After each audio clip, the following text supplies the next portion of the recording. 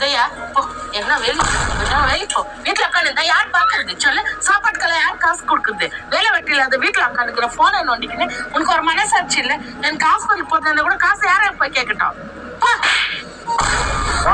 இவ்வளவு நாள் கஷ்டப்பட்டது போதும். இதுக்கு மேல நான் உன்னை கஷ்டப்பட விட மாட்டேன். நீ வீட்லயே இரு, நான் வேலைக்கு போறேன். அப்பாவை அடிக்காதே, நான் வேலைக்கு போறேன். பாரு, பையனா இப்படிதான் இருக்கணும். அப்பா வேலைக்கு போவாதான்னு எவ்வளவு கருத்தா சொல்றான் பாரு. நம்ம வீட்டுல இருக்குதுங்களே வீணா பணத்தான். நான் குழந்தையா இருக்கும் போது உன் ரத்தத்தை பாலா குத்த, நான் அம்மா அம்மான்னு கத்த, நான் கேட்டதெல்லாம் நீ வாங்கி குத்த. எந்த விக்கிட்டாமா என் சொத்தை? சத்தெல்லாம் என் பேர் மேல காட்டுது. இப்ப நீ என்ன சொல்ல வர? நீ வீட்டு வேலைக்கு போதம்மா, உங்க 2 பேரை நான் காப்பாத்துறேன். ஒரு 30 ரூபாய் கூடமா ரெசியூம் பண்ணிட்டு வந்துடுறேன். பாத்தியா ஜில், நம்ம வீட்டுல இருக்குதுங்களா தர்தலிங்க ஒரு நாளைக்கு 200 300 கேக்குதுங்க. 30 ரூபாய்க்கு பெத்த தாய் கிட்ட ரெசியூம் கெஞ்சின்னு கிடக்குது.